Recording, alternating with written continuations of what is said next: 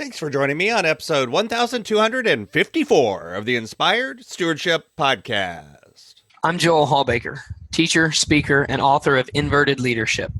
I challenge you to invest in yourself, invest in others, develop your influence, and impact the world by using your time, your talent, and your treasures to live out your calling. Having the ability to lead through confident humility is key, and one way to be inspired to do that is to listen to this, the Inspired Stewardship Podcast with my friend, Scott Mader. If all it takes to recharge my batteries during the day is to schedule a little bit of time after lunch to take a 20-minute. That's too simple to work. My life is complex. My problems are complex. That's too easy to help. And I'm not saying that taking a nap every afternoon solves every problem in your life. It certainly won't. But it can solve some of them. Welcome and thank you for joining us on the Inspired Stewardship Podcast. If you truly desire to become the person who God wants you to be, then you must learn to use your time, your talent, and your treasures for your true calling.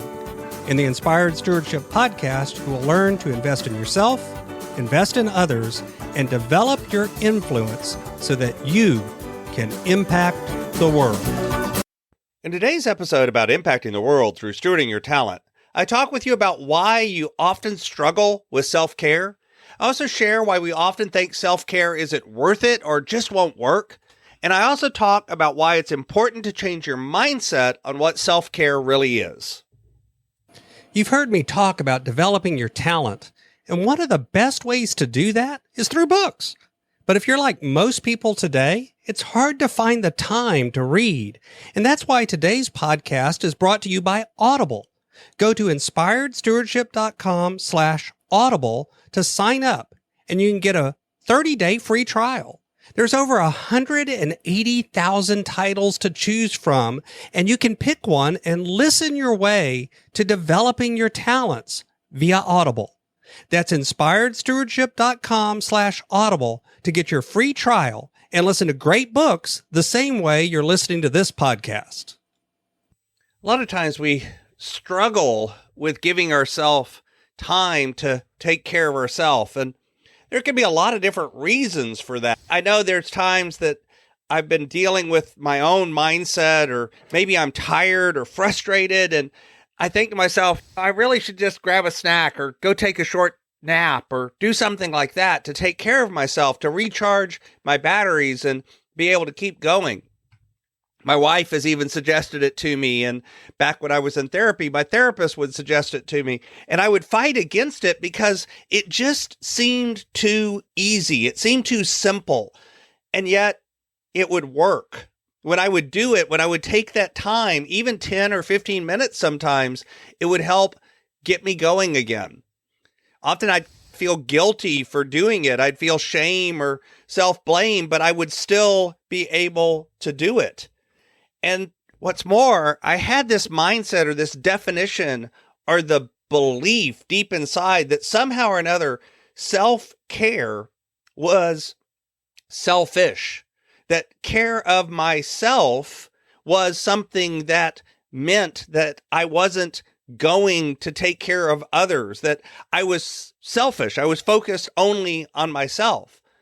But if you think about it, self-care, meaning care of self, is doing something to make sure that you're okay. If, for instance, you need glasses, you wear glasses. If you have diabetes and are treating it with insulin, you take insulin shots. If you have another illness that requires regular medication like allergies, and you take allergy medicine. That is self-care, and we don't feel triggered by that. We don't feel reluctant by that. And yet, that's just as much self-care as taking a nap or even going away for a little while or taking a day off or any of these other things. We think of self-care as putting others last. If we put ourselves first, then we put others last. And that's where sometimes that analogy of put your own mask on before you take care of others can get in the way, because we start thinking of it, that means we're putting others behind ourselves. And yet that's not really true either, because in the long scale of things, when you think about your whole life, If you burn yourself out, then you're not able to take care of others as well either. There's other reasons that we can fight back against self-care, the time that it takes, the money that it takes, all of these sorts of things as well. We talked about time yesterday, and we'll talk about money tomorrow. But regardless of what it is, we struggle a lot of times in this area of actually giving ourselves permission to take care of ourselves. And then on top of that, we often just believe that it won't work. After all, it's such a simple solution. Go take a nap. Go get a snack. And yet it often works really well.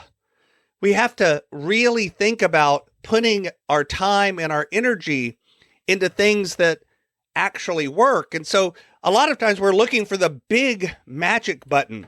We're looking for the thing that works forever, or we're looking for something that is complicated and something that actually seems like it would work in some sort of fancy way. We're looking not for simple, but we're looking for complex. And the reason why is because we believe that the problem that we have has to be big enough to require a complex solution. If all it takes to recharge my batteries during the day is to schedule a little bit of time after lunch to take a 20-minute nap, that's too simple to work. That my life is complex. My problems are complex. That's too easy to help. And I'm not saying that taking a nap every afternoon solves every problem in your life. It certainly won't. But it can solve some of them. It can actually make you feel better. And that's a simple example. There's obviously much more complex things that you can do that fall into the self-care category. But a lot of times we're looking for those complex solutions when something simple is right there in front of us that would start helping. And this is often about having the mindset of momentum. You're having the mindset of slowly improving a little bit over time, making those 1% changes that end up making big changes in your life. You're not always looking for just the quick fix that fixes everything. You're looking sometimes for the simple thing that fixes the problem that's right in front of you. You know, when you're suffering from low blood sugar, are you able to go grab a snack? Whenever you're tired, are you able to go grab a nap? And don't get me wrong, I understand we don't always have full control over our schedule. We don't always have full control over every area of our life 24/7. But you do have more control, I think, than a lot of times we believe we do. And because of that, you can actually take control and communicate about what your needs are and actually work in that direction. And because of that, you can begin to take care of yourself first, which will give you more energy to then take care of your others' needs, take care of the work that you need to do, take care of your family, and actually live your life in a more healthy way. Thanks for listening. Thanks so much for listening to the Inspired Stewardship podcast. As a subscriber and listener, we challenge you to not just sit back and passively listen, but act on what you've heard and find a way to live your calling. If you like this episode on the stewardship of talent, you can go over to inspiredstewardship.com/talent and sign up for our 5-week series on the stewardship of talent. Or if you're in the U.S., you can text 44222 talent tips. That's talent tips to 44222 and get those tips. Until next time, invest your time, your talent, and your treasures. Develop your influence and impact the world.